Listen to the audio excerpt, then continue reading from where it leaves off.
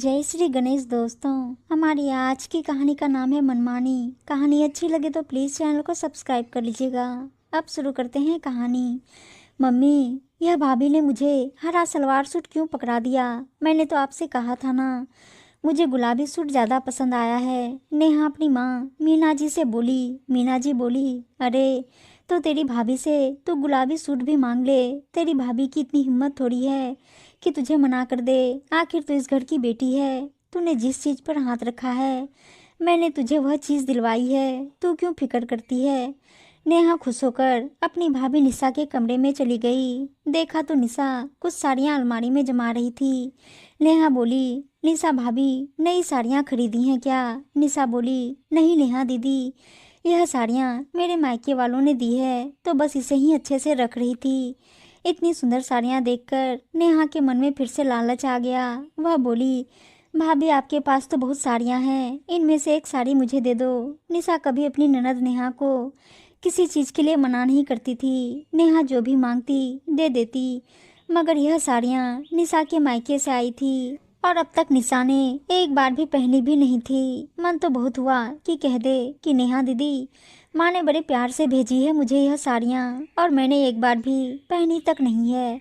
मगर उसे सासू माँ के वह शब्द याद आ गए जो निशा की शादी के बाद उसे कहे गए थे कि निशा, जब तक हम जिंदा हैं हमारी बेटी नेहा को कभी यह एहसास ना हो कि अब यह घर उसका नहीं है। वह जो भी तुमसे मांगे उसे बेझिझक दे देना। तुम तो जानती हो बड़े लाड प्यार से पाला है हमने हमारी बेटी नेहा को। बस इसी बात का फायदा नेहा ने जमकर उठाया। नेहा निशा की हर चीज़ पर अपना हक जमाने लगी।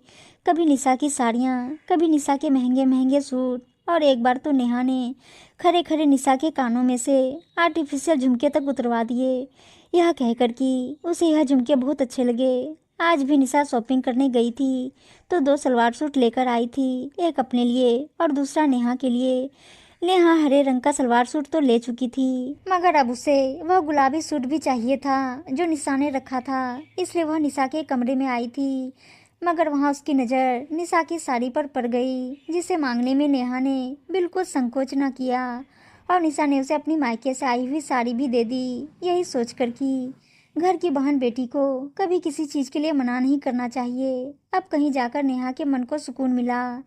2 दिन बाद नेहा पूरे 1 महीने मायके में रहकर अपने ससुराल वापस जाने वाली थी, इसलिए निशा उसे विदाई में देने सामान बाजार से ले आई थी। जब भी नेहा अपने मायके आती निशा उसके स्वागत से विदाई तक कुछ कमी ना रखती। फिर भी उसके जाने के बाद मीना जी बहू निशा को कुछ न कुछ ताना दे ही देती कि उसकी बेटी की आवभगत में यह कमी रह गई थी। निशा कुछ ना कहती क्योंकि वह वैसे भी इस घर में प्रेम विवाह करके आई थी। मीना जी का बेटा आलोक और निशा साथ में एक ही कॉलेज में पढ़ते थे, जहां उन दोनों को एक दूसरे से प्यार हो गया था। निशा के घर वाले तो शादी के लिए तैयार थे, मगर आलोक की मम्मी मीना जी को मनाने में आलोक को बहुत पापड़ बेलने पड़े थे। आलोक और निशा भागकर शादी नहीं करना चाहते थे, इसलिए आलोक ने अपनी पूरी मेहनत लगा दी थी मीना जी को इस शादी के लिए मनाने। बहुत मिन्नतों के बाद मीना जी शादी के लिए तैयार हुई थी। आलोक और निशा की शादी के बाद भी घर में राज मीना जी का ही चलता। निशा एक पढ़ी लिखी और समझदार लड़की थी। वह किसी का दिल दुखाना नहीं चाहती थी, इसलिए घर में अपनी सास और ननद की मनमानियों पर भी कभी आवाज़ न उठाती। आज नेहा अपने ससुराल वापस जाने के लिए कमरे में पैकिंग कर रही थी और निशा नेहा की फरमाइश पर रसोई में आलू भिंडी की सब्जी, चने की पूरी, पराठे और गाजर का हलवा तैयार कर रही थी।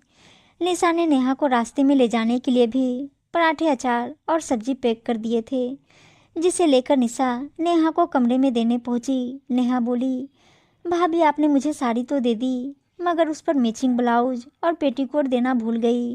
निशा बोली, दीदी वह तो अलग से खरीदना पड़ेगा। अगर आप कल याद करती तो मैं कल आपके लिए मैचिंग ब्लाउज और पेटीकोट ले आती। नेहा बोली, कोई बात नहीं भाभी, साड़ी तो मैं भी लेकर जा रही हूँ, मगर आप मैचिंग ब्लाउज और पेटीकोट लेकर रखिएगा।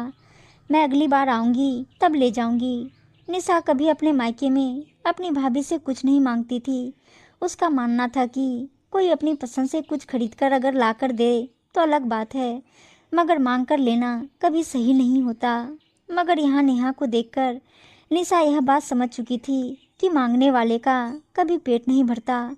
उसे कितना भी दे दिया जाए फिर भी वह इंसान मांगता ही रहेगा।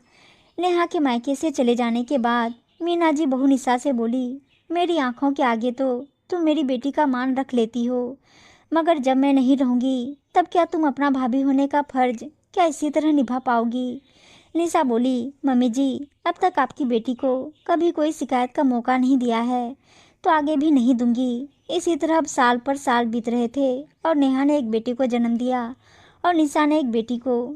इसी बीच निशा के माता पिता भगवान को प्यारे हो गए थे। वहाँ दूसरी ओर नेहा के सास ससुर बहुत ज़्यादा बीमार रहने लगे थे, क्योंकि उन दोनों की उम्र हो चली थी, जिस कारण नेहा हर समय चिड़चिड़ी रहने लगी थी। उसने घर में हर काम के लिए बाई लगा रखी थी, मगर उसे हर समय इस बात का मलाल रहने लगा था कि उसकी सास ससुर की बीमार हालत के कारण वह कहीं घूमने नहीं जा पा रही हैं। उनके कारण उसे घर जेल जैसा लगने लगा था। वह अपने पति विनोद से बोली, विनोद, क्यों ना हम दोनों अपनी अलग गृहस्थी बसा लें? विनोद बोला, नेहा, मैं अपने माता पिता का इकलौता बेटा हूँ, अगर मैं उनकी सेवा नहीं करूँगा तो कौन करेगा? नेहा बोली, मैं कुछ नहीं जानती, मुझे बस यहाँ से ले चलो। हम कहीं अगल बगल ही दूसरा फ्लैट ले लेते हैं, ताकि वक्त वक्त पर इनको भी देखने आते रहेंगे। विनोद बोला, नेहा, दूसरा फ्लैट लेने जितने पैसे नहीं हैं मेरे पास। यह सुनते ही नेहा ने आव देखा ना ताव तुरंत अपनी माँ मीना जी को फोन लगाकर झटपट सारी बात बताई। मीना जी बोली, तो क्यों चिंता करती है बेटा? तेरी भाभी के माता पिता ने उसके नाम पर पुश्तैनी जमीन कर रखी है। तेरी भाभी के माता पिता तो अब इस दुनिया में है नहीं, और वैसे भी तेरी भाभी क्या करेगी उस पुश्तैनी जमीन का? तेरी भाभी की वह पुश्तैनी जमीन बेचकर यहाँ शहर में तेरे लिए तेरे ससुराल के बगल में ही फ्लैट खरीद लेंगे, जिससे तेरी गृहस्थी भी अलग हो जाएगी और जमाई बाबू बीच बीच में अपने माता पिता को भी देखने जा पाएंगे। वैसे भी तूने तेरे घर खाना बनाने वाली है, काम वाली बाई सब काम को लगा रखी है, वे लोग तेरे सास ससुर की सेवा कर लेंगे। तू अपनी गृहस्थी अलग कर और अपनी ज़िंदगी आराम से जी ले। तू अपनी लाइफ अभी नहीं एंजॉय करेगी तो कब करेगी? धीरे धीरे तेरी भी तो उम्र हो चली है। मैं अभी के अभी बहू से बात करती हूँ कि उसकी ज़मीन बेचकर वह सारे रुपये तुम्हें दे दे, ताकि तुम यहाँ नया फ्लैट खरीद पाओ। नेहा अपनी माँ की बात सुनकर खुश हो गई और तपाक से बोली, माँ, मुझे पता ही था तुम मेरी समस्या का कोई ना कोई हल निकाल ही दोगी। माँ, तुम बहुत अच्छी हो। मीना जी ने अपनी बहू निशा को आवाज़ लगाई और बोली, निशा, मैं जानती हूँ तुम एक बहुत अच्छी भाभी हो और आज फिर से तुम्हें अपने अच्छी भाभी होने का फर्ज अदा करना है। नेहा अपने ससुराल से अलग अपनी गृहस्थी बसाना चाहती है, तो हम चाहते हैं कि तुम गांव की अपनी पुश्तैनी ज़मीन बेचकर वह रुपये नेहा को दे दो, ताकि वह शहर में अपने लिए नया फ्लैट खरीद सके। यह सुनकर निशा दंग रह गई और सोचने लगी, सलवार सूट और साड़ी की मांग रखने वाली ननद की नज़र आज उसकी पुश्तैनी ज़मीन पर भी पड़ गई। निशा करारा जवाब देते हुए बोली, माँ, अगर नया फ्लैट ही खरीदना है तो वह ज़मीन बेचकर मैं ही नया फ्लैट खरीद लेती हूँ और अपनी गृहस्थी अलग कर देती हूँ। अगर आपकी बेटी ससुराल वालों के साथ मिलजुल कर नहीं रहना चाहती है तो मैं भी यहाँ ससुराल में आप लोगों के साथ क्यों रहूँ? मीना जी गुस्से में बोली, बहू, तुम्हारा दिमाग खराब हो गया है क्या? और क्या कमी है तुम्हें यहाँ? निशा बोली, तो आपकी बेटी को क्या कमी है उसके ससुराल में? बस यही ना कि उसके सास ससुर बुजुर्ग हो चले हैं और बीमार रहने लगे हैं, जिसकी वजह से आपकी बेटी कहीं घूमने नहीं जा पाती। मैंने आप दोनों माँ बेटी की बातें सुन ली थी। आप कह रही थी एक बार फ्लैट हो जाए तो अपने पति पर दबाव डालकर तुम दोनों उस फ्लैट में शिफ्ट हो जाना। मम्मी जी, आपको शर्म आनी चाहिए अपनी बेटी को ऐसी सलाह देने के लिए। कल के दिन क्या बीमार नहीं पड़ेंगी? तब मैं और आलोक अगर आपके साथ ऐसा करेंगे तो क्या आप सहन कर पाएंगी? एक तो आप अपनी बेटी को गलत सलाह दे रही हैं, ऊपर से मेरी ज़मीन भी बिकवाना चाहती हैं। मम्मी जी, अपनी बेटी को जिम्मेदारियों से मुंह मोड़ना मत सिखाइए और मेरी ज़मीन बेचने के सपने देखना छोड़ दीजिए। वह ज़मीन है कोई सलवार सूट या साड़ी नहीं जो निकाल कर दे दिया जाए। मम्मी जी, अब तक मैंने रिश्तों की मर्यादा रखी, इसका मतलब यह नहीं कि आप मुझसे मेरा सब छीनती जाएंगी। बहू से करारा जवाब पाकर मीना जी चुप हो गई और अब उसके सामने कुछ बोलने की हिम्मत नहीं कर पाई, मगर मन ही मन में बड़बड़ाने लगी, इससे तो मेरी बेटी की खुशियाँ ही देखी नहीं जाती। जलती है मेरी बेटी से, तभी तो नया फ्लैट खरीद कर नहीं देना चाहती। शाम को नेहा ने अपनी माँ को फ़ोन किया और बोली, मम्मी भाभी से बात हो गई, रुपये का इंतजाम हो तो जाएगा ना। मीना जी बोली, अरे तेरी भाभी तो नालायक निकली बेटा, उसने ज़मीन बेचने से मना कर दिया है और अब तू वहीं ससुराल में रह, वरना कहीं ऐसा ना हो कि तेरी देखा देखी में तेरी भाभी भी अपनी गृहस्थी अलग कर दे और मुझे यहाँ बुढ़ापे में अकेले दिन गुजारने पड़े।